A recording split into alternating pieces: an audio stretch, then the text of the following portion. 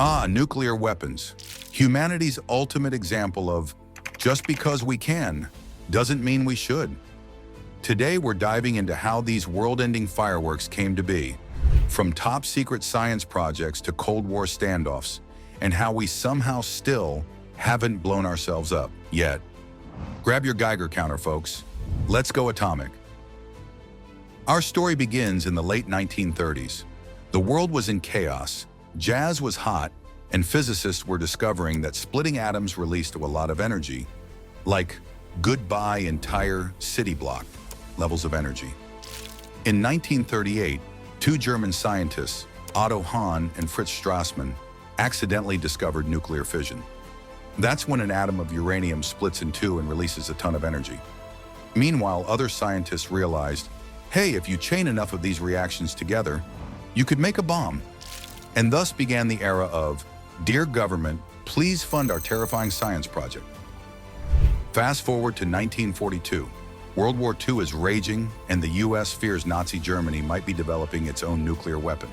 So they launched the Manhattan Project, a secret multi-billion-dollar effort involving over 130,000 people.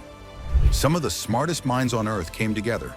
Robert Oppenheimer, Enrico Fermi, Niels Bohr, and a lot of caffeine. After years of intense research, and probably the world's longest group project, the team built two bombs, Little Boy and Fat Man.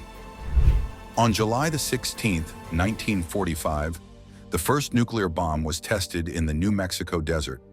The explosion lit up the sky, and Oppenheimer famously quoted the Bhagavad Gita, "Now I am become death, the destroyer of worlds." "Now I am become death, the destroyer of worlds," which is basically the 1940s version of saying, uh-oh. Just weeks later, the US dropped Little Boy on Hiroshima and got Fat Man on Nagasaki. The devastation was unlike anything the world had ever seen. Japan surrendered soon after, ending World War II and beginning the nuclear age. For the first time, humanity had the power to wipe itself out with math. After the war, the US and the Soviet Union started collecting nukes like Pokemon cards. The logic? If they have nukes, we need more nukes. And thus began the arms race, a decades-long contest to see who could build the biggest, baddest bomb. By the 1960s, we'd gone from atomic bombs to hydrogen bombs, which made the first nukes look like firecrackers. The Soviets even tested a 50-megaton bomb called the Tsar Bomba, the largest explosion ever created by humans.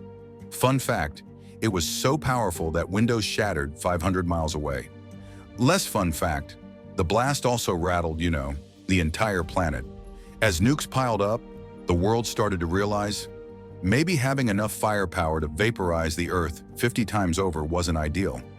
So countries began signing treaties to limit nuclear weapons, like the Nuclear Non-Proliferation Treaty in 1968. There were tense moments, like the Cuban Missile Crisis, where the world came dangerously close to nuclear war. But somehow, through diplomacy, luck, and a lot of sweating, civilization survived. Today, 9 countries have nuclear weapons. Thousands of warheads still exist, sitting quietly in silos and submarines around the world, hopefully never to be used again. Modern scientists now focus on disarmament, nuclear safety, and figuring out how to use nuclear power for energy instead of Armageddon. So, in a strange way, the same science that brought us the most destructive weapon in history also powers homes, hospitals, and spacecraft.